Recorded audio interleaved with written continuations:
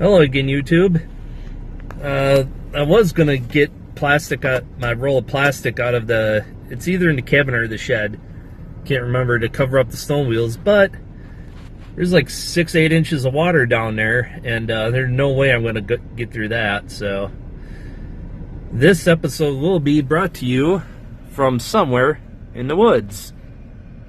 Got another small pond here that's several inches deep. So the key is to know your property and go on the high ground. Normally I drive over there, but I don't feel like spinning the wheels or breaking through a soft spot and getting stuck. So onward, forward and onward. Oh, I'm going to be working on that box elder tree, cut that down, and you'll see how well the Greenworks chainsaw does on cutting that up, see how long the battery lasts.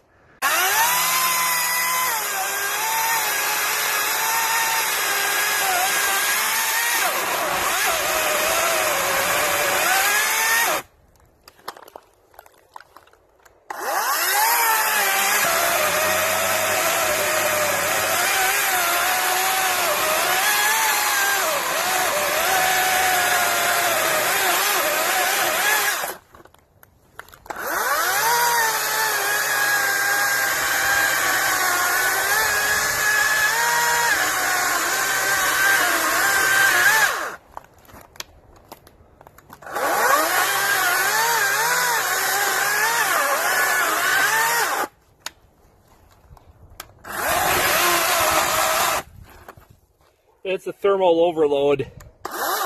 Just left the triggers and let it go again.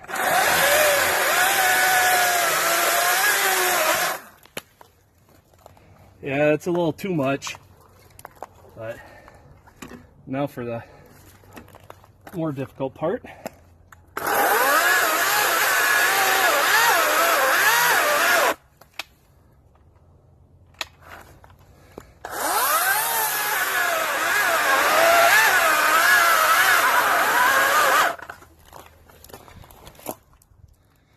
And when you see it move, best to stand back and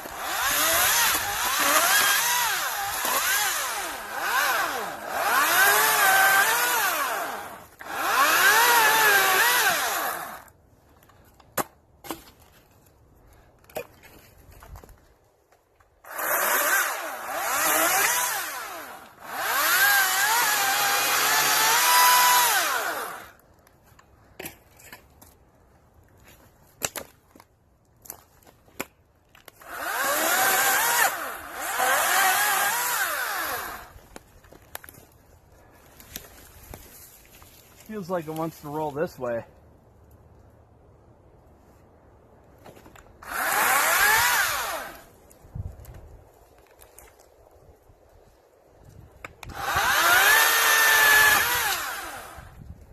See, and it just shifted that way. I cut the support off. So I want to get these tips of the branches off out of the way. Because if you're trying to cut at the end where I cut it off on the trunk, that's where you're going to get killed or severely hurt. You would away from the top down. But if it was an uprooted tree, you cut it off at the stump at the ground level first. So then the counterweighted with the roots doesn't spring it up on you when you're trying to cut the top off. So depending on the situation, that determines where you start. If it's a normal tree drop, cut from the top down. If it's an uprooted tree, unless it's completely ripped out of the ground, you start from the bottom up by cutting it as if it was a regular tree. Do the felling cuts and all that, and go from there.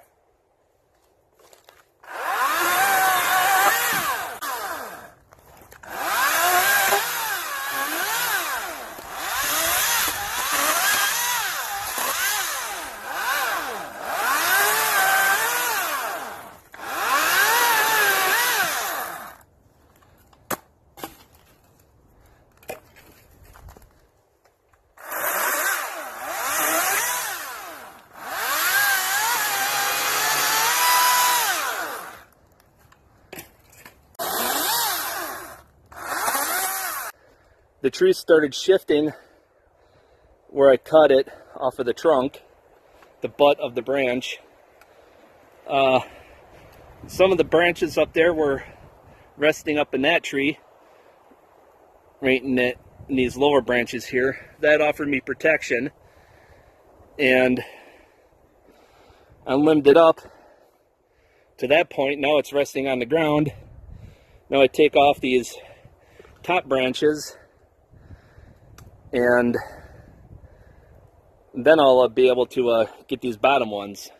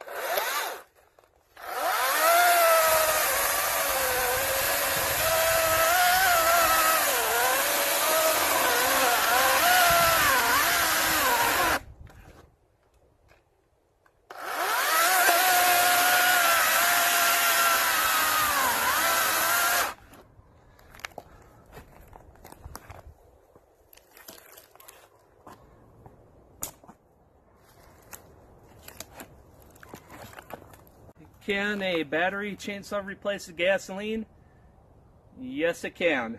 If you're doing small jobs like this, if you're doing like half that tree.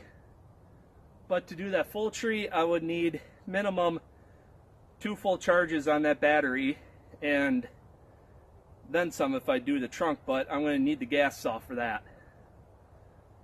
Because, you know, just because of the bar reach isn't quite good enough to do it, and it's not going to have the power. It's not going to be a fun time. But if you had to, you could use this saw to cut that whole tree down. Biggest one here.